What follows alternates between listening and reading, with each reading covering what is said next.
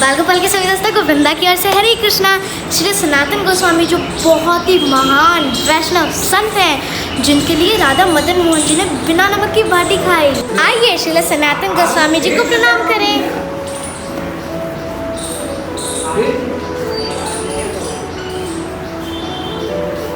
श्री सनातन गोस्वामी जी की जय, राधा मदन मोहन जी की जय। श्री सनातन गोस्वामी जी का समाधि मंदिर बिल्कुल राधा मदन मोहन जी के साथ में है।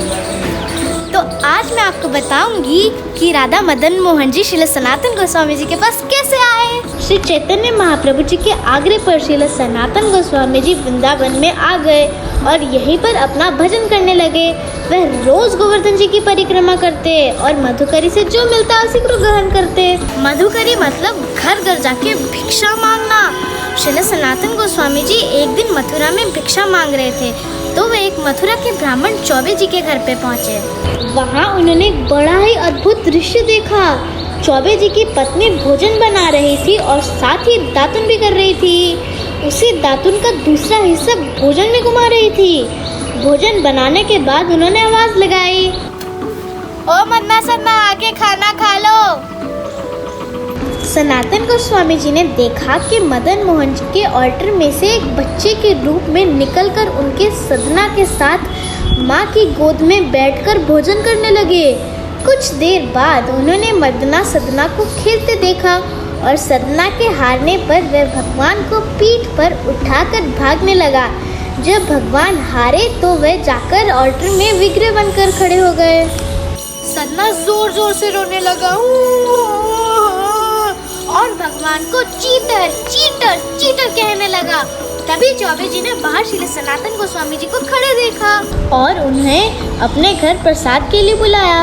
वह उन्हें भगवान के ऑल्टर के सामने ले गए, जहां सनातन गोस्वामी जी के सामने भगवान को डांटा। अभी तक पूरा खाना नहीं खाया, तुम्हारा सारा दिन खेलने में ध्यान लगा रहता है। चौबे जी का प्रेम मदन गोपाल जी के साथ एक पुत्र और पिता की तरह था, पर ये देखकर सनातन गोस्वामी जी ने उन्हें समझाया कि ये भगवान की पूजा अर्चना करने का सही तरीका नहीं है। भगवान के विग्रह और भगवान में कोई अंतर नहीं होता। चौबे जी ने श्री सनातन गोस्वामी जी से माफी मांगी और भगवान की सेवा विधि पूर्वक करने लगे। पर मदन मोहन जी को जो मदना बनकर खेलने कूदने में और डांट खाने में जो आनंद आता था ना, वो भगवान भर को नहीं आ रहा है। इसलिए वो सनातन गोस्वामी जी के सपने में आए और बोले कि मुझे आकर यहाँ से ले जाओ, क्योंकि आपकी वजह से मैं अब सिर्फ ऑल्टर में ही खड़ा रहता हूँ। इस तरह भगवान ने चौबे जी को भी बोला उनके सपने में कि कल सनातन बाबा आएंगे तो आप मुझे उन्हें सौंप देना। सनातन गोस्वामी जी मदन गोपाल जी को लेकर आए और भगवान को यमुना जी में स्नान करवा द्वादश आदित्य टील पर स्थापित किया। वह रोज भगवान के लिए बाटी बनाते और उन्हें वही खिलाते। श्री सनातन गोस्वामी मदन मोहन जी के लिए ऐसी बाटी बनाते थे जो आज मुझे प्रसाद में मिली है।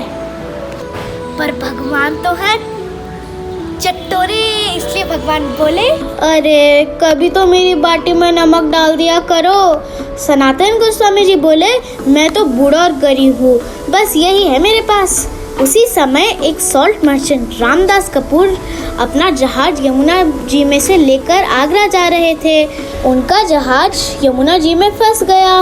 वह मदद मांगने आए तो उन्हें मदन मोहन जी मिले। मदन मोहन जी ने उन्हें बोला कि पहाड़ी पर ऊपर एक बाबा है, उनसे जाके मदद मांगो। जब वे ऊपर आए और सनातन गोस्वामी जी से मदद मांगी तो वह बोले कि मैं कुछ नहीं कर सकता और जिस बालक ने तुम्हें ऊपर भेजा है वही सबकी मदद करता है। तो सनातन गोस्वामी जी ने रामदास कपूर जी को बोला कि मदन मोहन जी के विग्रह से प्रार्थना कीजिए। तो रामदास कपूर जी ने मदन मोहन जी के विग्रह से प्रार्थना की। तभी यमुना जी में बहुत बड़ी लहर आई और उनका जहाज बाहर आ गया।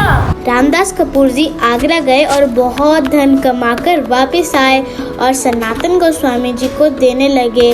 सनातन गोस्वामी जी ने कहा कि मुझे कुछ नहीं चाहिए, पर आप मेरे मदन मोहन जी के लिए एक सुंदर सा मंदिर बनवा दीजिए। तो आइए एक बार फिर से श्री सनातन गोस्वामी जी को प्रणाम करते हैं, जिनके कारण हम आज भी भगवान की लीला स्थलियों के दर्शन कर सकते हैं। मिलते हैं नेक्स्ट वीडियो में, तब तक के लिए Radhe Radhe. Hare Krishna. If you like this video, please subscribe to our channel and do not forget to hit the bell icon. If you would love to help contribute to our next project, you can donate by clicking this button. So keep on watching more videos to have super blissful life. Stay tuned.